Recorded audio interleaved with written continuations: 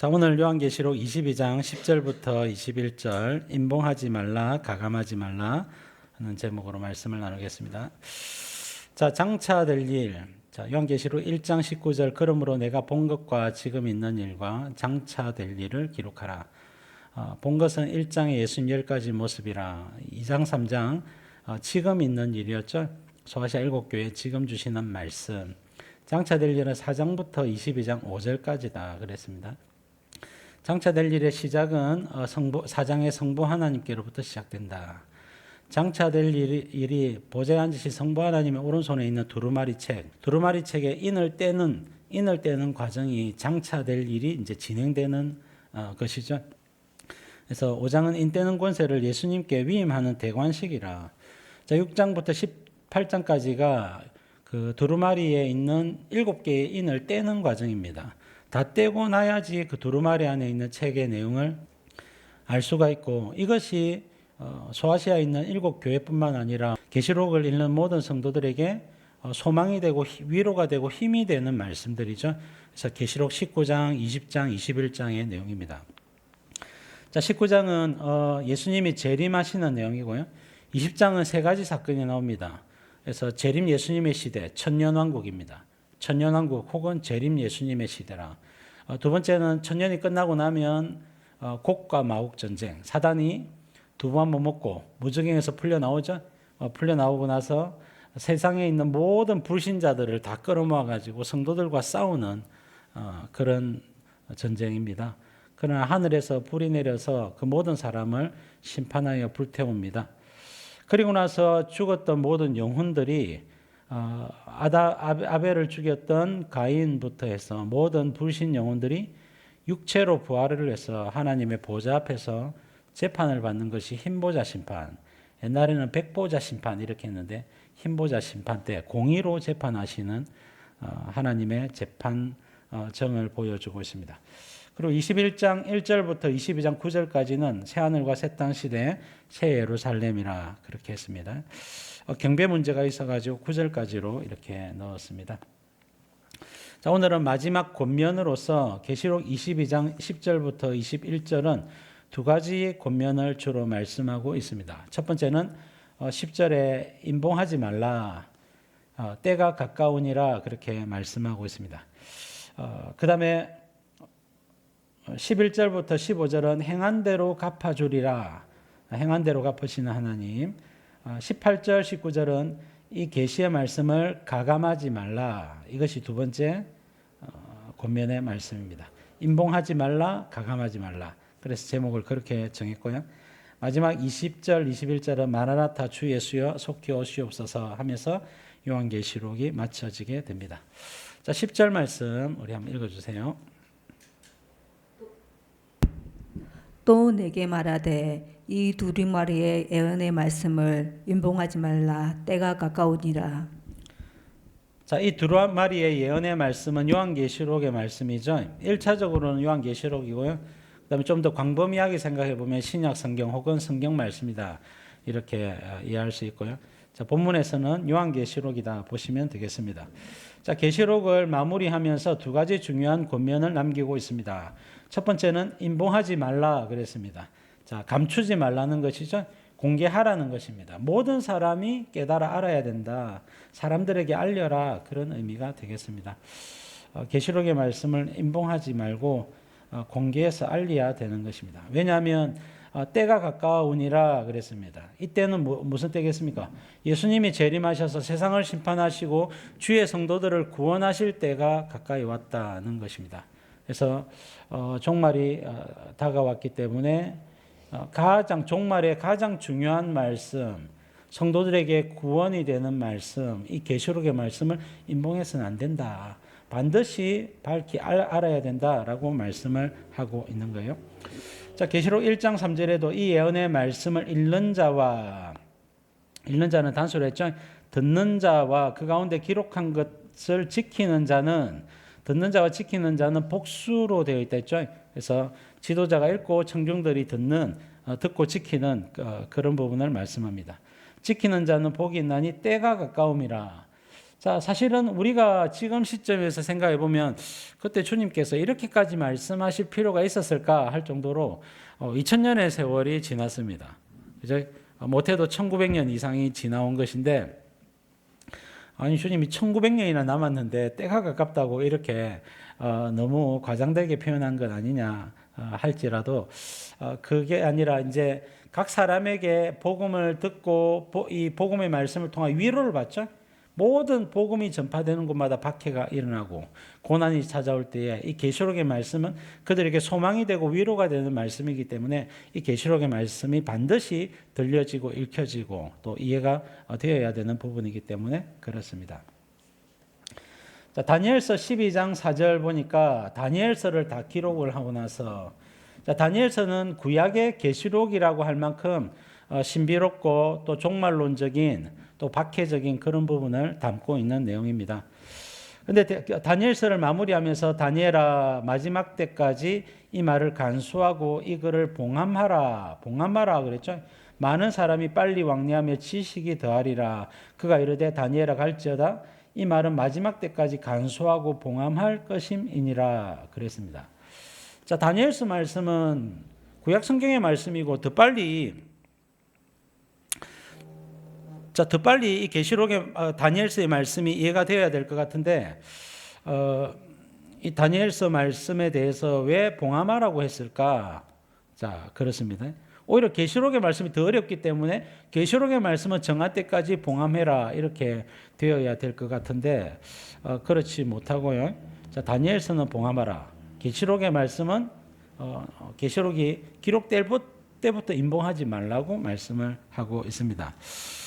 자, 다니엘서는요, 이게 이제 다니엘서 7장하고 9장 같은 경우에는 적그리스도와 종말에 대한 이야기입니다. 역사의 끝에 예수님이 재림하기 직전의 역사를 담고 있습니다.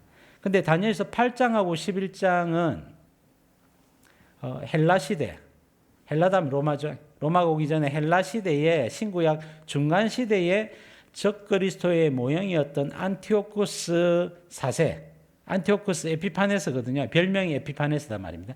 안티오쿠스 4세가 예루살렘과 성도들에게 가하는 박해를 미리 보여주고 있습니다. 이것은 헬라 시대에 이루어지는 것이고 연대기는 주전 BC 171년부터 164년까지 예루살렘에서 이루어지는 고난에 대해서 기록을 하고 있습니다. 그렇기 때문에 이것은 헬라 시대가 특정되어 있는데 이 시기가 오기 전에 미리 다니엘서가 해석이 되거나 사람들이 이것을 억지로 해석을 하려고 하면 어떻게 해요? 실수를 하게 되는 것입니다. 그래서 오해를 하고 실수할 가능성이 많기 때문에 정한 때가 올 때까지는 억지로 해석하지 말라는 겁니다. 그래서 우리가 본문을 다시 보면 12장 4절에 보면 많은 사람이 빨리 왕래하며 지식이 더하리라 그랬죠. 그래서 여러분 많은 사람들이 하나님의 말씀의 의미를 깨닫기 위해서 왕래하며 지식이 더해지며 자연스럽게 안티오코스 에피파네스를 알게 되고 또 요한계시록과 더불어서 종말에 대해서 깨닫게 되니까 정한 때까지는 억지로 해석하지 말고 봉함하라라고 말씀을 하고 있는 부분인 거예요. 그러나 요한계시록의 말씀은 1세기 때부터 충분히 이해가 될 수 있다는 겁니다. 그래서 충분히 이해가 될 수 있기 때문에 1세기 때부터 이 계시록의 말씀은 임봉하지 말고 해석되어져야 되고 이해되어져야 된다. 그렇게 말씀을 하고 있는 것입니다. 자, 말씀을 드렸고 왜 요한계시록은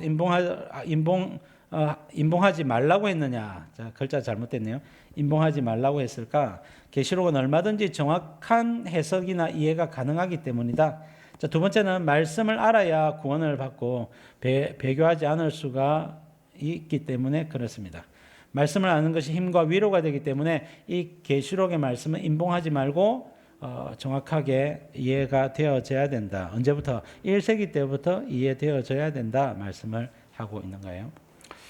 자, 잠언 20장 21절 의인의 입술은 여러 사람을 교육하나 미련한 자는 지식이 없어 죽느니라. 지식이 없으니까 죽는다는 거예요.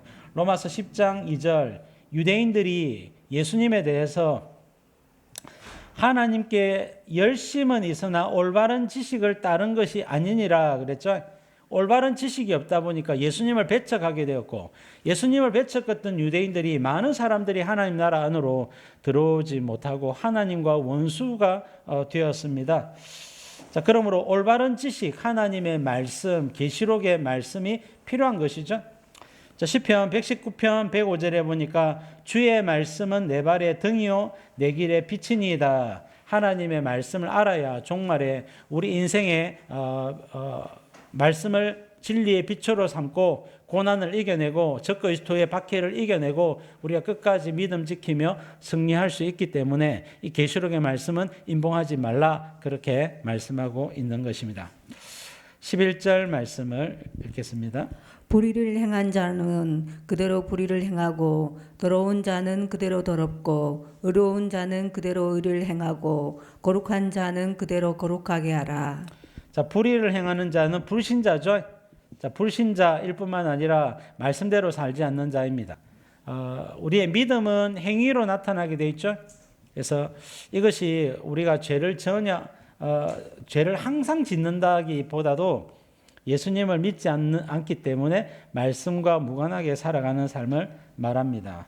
의로운 사람들은 예수님을 믿는 자고 말씀대로 순종하며 살아가는 자죠. 물론 100% 말씀대로 사는 것은 불가능합니다. 그래서 말씀대로 살아가기 위해서 노력하고 또 넘어지거나 하나님 앞에 범죄했을 때는 주님 앞에 나와서 회개도 하고 순전한 믿음을 가지고 주님 앞에 나올 수 있는 그런 사람들, 의로운 자라, 예수님을 믿는 자라 말씀을 하고 있습니다. 그래서 불의를 행하고 더러운 자는 그대로 더럽고 의로운 자는 그대로 의를 행하고 거룩한 자는 그대로 거룩하게 하라 말씀을 하고 있는데요. 자, 말씀을 전하면요, 두 가지 반응이 나타납니다. 첫 번째는 말씀을 받아들이는 것으로 나타나겠죠. 자, 두 번째는 말씀을 거절하는 것으로 나타나겠죠. 그래서 계시록의 말씀을 전파하게 되면 쫙 둘로 나눠지게 되는 겁니다. 주님을 믿고 말씀을 받아들이는 자와 말씀을 배척하는 자로 나타나게 됩니다. 여러분, 계시록의 말씀을 다 배워가지고 이제는 종말에 이제 적그리스도가 오는 것이 얼마나 이 중요한 사건인지를 느끼게 되는 거예요. 이 계시록의 말씀을 제대로 한 번이라도 들은 사람은 정말로 이때가 왔구나 하는 것을 알게 되는 거고요. 그렇지 못한 사람은 우왕좌왕하게 되고 뭐가 진리인지 뭐가 거짓인지를 분별을 못하게 되고 자기도 모르게 적그리스도 우상에게 경배하거나 오른손과 이마에 표를 받는 그런 우를 범하게 되는 것입니다. 그래서 말씀을 제대로 알고 깨달아서 마지막 시대에 큰 박해를 이겨내는 우리의 모습이 되어야 되겠습니다. 이사야 6장 9절에 보니까 여호와께서 가라사대 가서 이 백성에게 이르기를 너희가 듣기는 들어도 깨닫지 못할 것이요 보기는 보아도 알지 못하리라. 말씀을 들었는데 깨닫는 백성이 있고 깨닫지 못하는 백성이 있는 거예요. 그래서 많은 사람들 특별히 이 분리가 이루어지게 하라는 겁니다. 그래서 사람들이 듣든지 아니 듣든지 하나님의 말씀을 증거하고 계시록의 말씀을 선포하라 말씀을 하고 있는 것입니다. 다니엘서 12장 10절에도 많은 사람이 연단을 받아 스스로 정결하게 하며 희게 할 것이나, 그렇죠? 말씀을 받아들이고 말씀 앞에 회개하고 오실 메시아를 바라보고 말씀대로 믿음을 지키는 성도들이 있는가 하면 악한 사람은 악을 행하리니, 자, 그대로 악을 행하죠. 이 사람들은 회개할 생각도 없고 하나님 말씀 앞에 가슴을 치거나 애통할 생각이 전혀 없는 사람들입니다. 악한 자는 아무것도 깨닫지 못하되 오직 지혜 있는 자는 깨닫게 되는 거예요. 결국은 이 지혜 있는 자는 성령의 감동하심을 입는 자죠. 성령의 감동하심을 입는 자는 하나님께서 창세전에 택하신 자를 감동을 주시는 겁니다. 그래서 이것이 예정과 다 연결이 되어져 있는 거예요. 예정은 신비로운 부분이지만 예정 받은 성도들은 믿는 것으로 말씀에 순종하고 반응하는 것으로 나타나게 되어 있다 말씀하고 있는 것입니다. 자, 예수님은 알곡과 가라지를 분리하는 작업을 하신다 말씀합니다. 마태복음 3장 12절 보니까 예수님은 손에 키를 들고 자기의 타작마당을 정하게 하사 알곡은 모아 곡간에 들이고 죽정이는 꺼지지 않는 불에 태우시리라 말씀을 했습니다. 분리 작업을 하시는 거예요. 자, 이것은 핑계하지 못하게 하기 위해서입니다. 요한복음 15장 22절 내가 와서 그들에게 말하지 아니하였더라면 죄가 없으려니와 지금은 그 죄를 핑계할 수 없느니라. 그래서 공의의 하나님께서 재판을 하셔서 구원을 하실지 심판을 지옥불에 던져 넣을 것인지 결정하시게 될 것인데 그때 범죄한 자들로 하여금 핑계하지 못하도록 하나님의 말씀을 전하게 하시는 것입니다. 자, 그래서 우리도 복음을 전해서 사람들이 듣든지 아니에 듣든지 하나님의 말씀을 전해야 됩니다. 그래서 우리는 두식 증인이죠. 복음의 증인. 전도자들은 증인입니다. 그래서 예수 그리스도의 복음을 증거해서 그 복음을 받아들인다면 당연히 구원을 얻겠지만 이 복음을 받아들이지 않는다면 그대로 심판을 받게 되어지는 것입니다. 자, 12절 말씀. 보라 내가 속히 오리니 내가 줄 상이 내가 있어 각 사람에게 그가 행한 대로 갚아주리라. 자, 행한 대로 갚으시는 하나님이죠. 자, 이사야 62장 11절 여호와께서 땅 끝까지 선포하시되 너희는 딸 시온에게 이르라 보라 내 구원이 이르렀느니라 보라 상급이 그에게 있고 보응이 그 앞에 있느니라 하셨느니라. 이사야 60장부터 62장까지는요. 종말 이스라엘 회복을 다루고 있습니다. 종말의 이스라엘이 회복이 되어서 마지막 복음 전파에 헌신을 합니다. 그 내용이 제가 요한계시록 10장 말씀을 먹는 내용 11장 두 증인의 사명이라 했죠. 그래서 마지막 복음 전파 7년 대환란의 전반기 3년 반 동안 이스라엘이 종말에 회복돼서 전 세계에 선교사로 파송이 된다 했죠. 그래서 그들이 마지막 복음 전파에 헌신하기 때문에 그 딸 시온 이스라엘 백성들에게 상급이 보응이 그 앞에 있다라고 말씀을 하고 있는 것입니다. 하나님께서 이스라엘에게 복을 주시겠다고 말씀을 하는 거예요. 행한 대로 갚으시는 하나님이다 말씀합니다. 마태복음 16장 27절에도 각 사람이 행한 대로 갚겠다.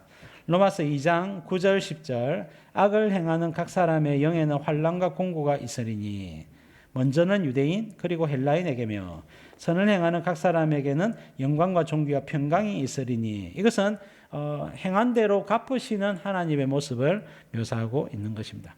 하나님은 믿음대로 복을 주시고 믿음대로 심판하는 것이 아니라 그 믿음의 열매가 되는 행위, 삶의 행위를 바라보시고 보응을 주시거나 또 상을 주시거나 그렇게 하신다 말씀하고 있는 것입니다. 자, 그러면 우리가 어떻게 살아야 할까요? 어떻게 행해야 될까요? 자, 말씀대로 순종해야 되겠죠? 자, 복음을 우리가 먼저 누리고 복음을 전하는 삶을 살아야 되겠죠? 마지막 시대에 성령 충만할 수 있도록 기도도 많이 하시고 주님 앞에 임재 가운데 계속 나아가십시오. 우리 아까도 성령 충만 참 어렵다 그런 고민들 많이 하셨는데 결국은요 구하면 주실 것이요 찾으라 찾을 것이요 문을 두드리는 자에게 열릴 것이니라. 아들이 떡을 달라며 돌을 주며 생선을 달라며 뱀을 줄 아버지가 어디 있겠느냐. 너희가 악한 자라도 자식에게는 좋은 것을 줄 줄 알거든 하물며 하늘에 계신 너희 아버지께서 구하는 자에게 성령을 주지 아니하시겠느냐. 성령을 주지 아니하시겠느냐. 마태복음에는 좋은 것을 주지 아니하시겠느냐 했지만 누가복음 11장 13절에 보니까 성령을 주지 아니하시겠느냐 말씀하고 있습니다. 그래서 구하면 주시고 찾으면 주신다 말씀을 하고 있는 것입니다. 자, 13절 14절 보겠습니다. 나는 알파와 오메가요 처음과 마지막이요 시작과 마침이라. 자기 두루마기를 빠는 자들은 복이 있으니 이는 그들이 생명나무에 나아가며 문들을 통하여 성에 들어갈 권세를 받으려 함이로다. 자, 나는 알파와 오메가요 처음과 마지막 시작과 마침이라. 자, 13절 말씀은 창조하신 하나님께서 이제 역사를 마무리하시겠다는 이야기죠. 그래서 오메가의 마지막에 마침의 강조점이 있는 것입니다. 시작하신 하나님께서 이제 마치시겠다. 이제 마지막 매듭을 짓겠다 말씀을 하고 있는 거예요. 14절 말씀 자기 두루마기를 빠는 자들은 자, 두루마기는 옷이죠. 옷, 겉옷을 이야기하는데 옷은 삶을 가리킨다 말씀을 드렸었죠. 자, 그래서 두루마기를 빠는 자는 삶을 생활을 정결케 하는 자, 삶을 정결케 하는 자, 말씀대로 순종하는 자. 자, 우리는 두 가지로 정결케 되어집니다. 첫 번째는 십자가 보혈로 정결케 되어지고, 두 번째는 말씀대로 순종하는 삶을 통하여 정결케 되어지는 거예요. 그래서 우리가 초신자 때는 하나님의 말씀을 잘 몰라가지고 예수님 믿는 믿음 안에서만 그하고 다른 것들은 좀 깊은 순종, 그리스도를 닮은 인격 부족합니다. 그러나 신앙의 연륜이 쌓이고 하나님 말씀대로 순종하며 사는 세월이 많으면 많을수록 우리가 수준 높은 성숙한 성도의 삶을 살게 되는 것이죠. 그러면 두루마기가 깨끗해지는 모습이 된단 말이에요. 삶을 정결케 하는 것을 말합니다. 자, 옷은 삶을 가리킨다고 했는데 이것은 계시록 19장 8절입니다. 이 세마포 옷은 성도들의 옳은 행실이로다 하더라. 그래서 옷은 옳은 행실, 삶을 가리킨단 말입니다. 흰 옷이기 때문에 세마포 옷은 항상 흰 옷이거든요. 흰 옷이기 때문에 옳은 행실이에요. 그러니까 검은 옷이라든지 더러운 옷이라면 그것은 말씀대로 순종하지 않는 잘못된 행실이겠죠. 자, 레기 11장 28절 보니까 그 죽음을 옮기는 자는 그 옷을 빨지니 저녁까지 부정하리라 그랬죠. 자, 옷을 빠는 행위는 죄를 씻는 행위고 삶을 정결케 하는 행위를 상징합니다. 레기 14장 8절도 나병에 걸린 자가 정결케 치료되고 나서 하나님 앞으로 혹은 가정으로 돌아올 때 반드시 정결케 하는 의식을 거쳐야 된댔죠. 그래서 정결함을 받는 자는 반드시 어떻게 해요? 그의 옷을 빨아야 되는 겁니다. 옷을 빨고 모든 털을 밀고 물로 몸을 씻을 것이라 그랬죠. 옷을 빠는 것이나 모든 털을 미는 것이나 의미가 같습니다. 자, 옛날은 이제 우리는 인간에게는 이 털이 옷은 아닌데요. 동물들에게는 이 털이 옷이죠. 자, 그래서 이 털을 미는 행위는 이것은 이제 이전의 삶을 청산한다는 의미입니다.